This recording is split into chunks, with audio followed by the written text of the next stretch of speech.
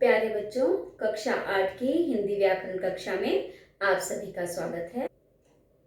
तो आज हम दोहराते हैं अपने इस पाठ को आगे, और हम इसमें मैं इससे पहले वाले आपको वर्क भेज चुकी हूँ, जिसमें मैंने आपको कुछ महत्वपूर्ण बातें जो सर्वनाम के बारे में थी वो आपने को भेजा था कि आपने पढ़ा होगा।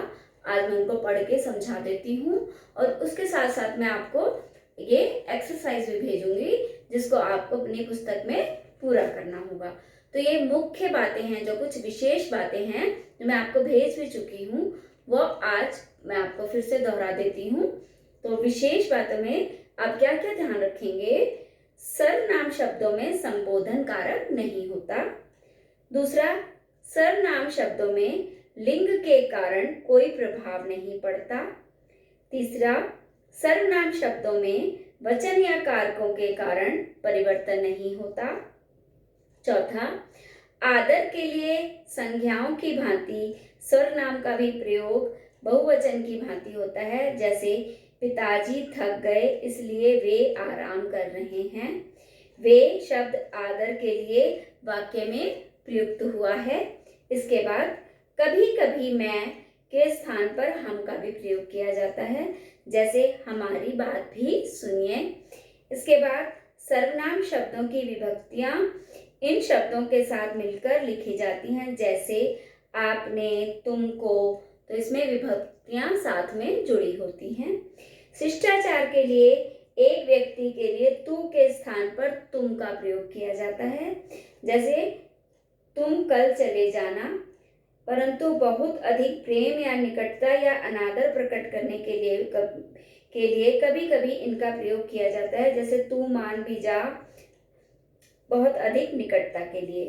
आदर के लिए बहुवचन के प्रयोग में आप के स्थान साथ साथ लोग शब्द भी जोड़ा जा सकता है, जैसे आप लोगों की क्या राय है।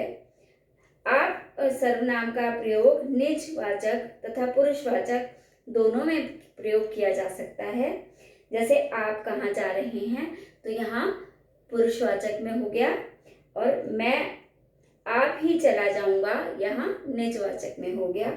इसके बाद 10वां पॉइंट है, कोई सर्वनाम के पहले कभी कभी सब और हर विशेषण का प्रयोग भी किया जाता है, जैसे सब कोई परेशान है।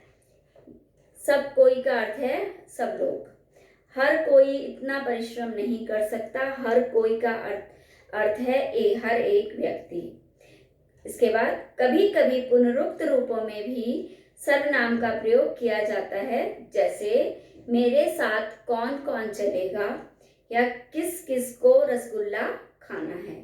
तो ये थी कुछ इसकी विशेष बातें जो आपको मैंने दिया था, आपने पढ़ ली होंगी। अब है सर्वनाम की रूपावली। रूपावली मतलब कि सर्वनाम को हम किस प्रकार से प्रकट करते हैं।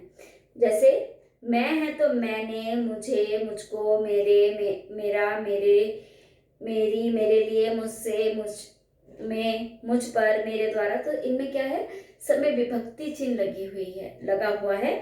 तो ये देखना है कि हमें जब सर्वनाम शब्दों का प्रयोग करते हैं तो कहाँ पर कौन सी विभक्ति और कौन सा कारक लग रहा है, तो उसको ध्यान रखकर, विभक्ति का ध्यान रखकर हम कारक का प्रयोग करेंगे। पुरुषवाचक में आप देखिए, मैं, तू, तुम, वह, हम, आप, वे, इन सब का रूप दिया गया है, इसको ध्यान से पढ़ेंगे। इसके बाद है निश्चयवाचक। इसमें यह, ये, इनमें भी विभक्ति और कारक जोड़कर दिया गया है। विभक्ति का ध्यान रखते हुए विभक्ति का जो कारक है उसको साथ में जोड़ा गया है, जैसे यह का इसने, इसे, इसको, इससे, इसका, इसके द्वारा, इसकी, इसके लिए, इसमें, इस पर, इस, ये सब इसके साथ दिए गए हैं, आपने ध्यान दिया होगा। इसके बाद अनिश्चयवाचक, इसके बाद है प्रश्नवाचक, और अंत में है संबंधवाचक, जिनमें वचन और विभक्ति और परसर्ग साथ में जोड़ के बताए गए हैं। अब है यहाँ पर याद रखने के लिए कुछ स्मरण बिंदु। तो इनमें पहला है, संज्ञा के स्थान पर जिन शब्दों का प्रयोग होता है उन्हें सर्वनाम कहते हैं। सर्वनाम के निम्नलिखित 6 भेद होते हैं: पुरुषवाचक, निश्चयवाचक, अनिश्चयवाचक, संबंधवाचक, प्रश्नवाचक और निजवाचक। अब तीसरा पॉइंट क्या दिया है? पुरुषवाचक सर्वनाम 3 प्रकार के हैं: उत्तम पुरुष, मध्यम पुरुष और अन्य पुरुष। इसके बाद आप सर्वनाम का प्रयोग निज तथा पुरुषवाचक दोनों में किया जाता है। निज में अपने लिए दिया जाता है और पुरुषवाचक में जब किया जाता है तो आदर के लिए किया जाता है। मध्यम पुरुष में इसका प्रयोग आदर के लिए किया जाता है। इसके बाद है सर्वनाम शब्दों के लिए में लिंग के कारण कोई परिवर्तन नहीं होता, परंतु वचन एवं कारक के कारण सर्वनाम शब्दों में परिवर्तन होता है। कभी कभी मैं के स्थान पर हम का भी प्रयोग हो सकता है। अंतिम पॉइंट, आदर प्रकट करने के लिए संज्ञा की भांति सर्वनाम शब्दों का भी बहुवचन में प्रयोग होता है।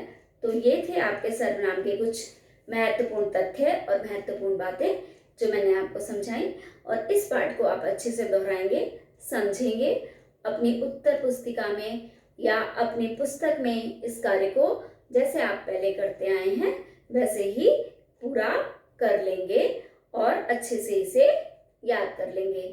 कोई भी परेशानी आने पर आप मुझसे कभी भी पूछ सकते हैं। धन्यवाद।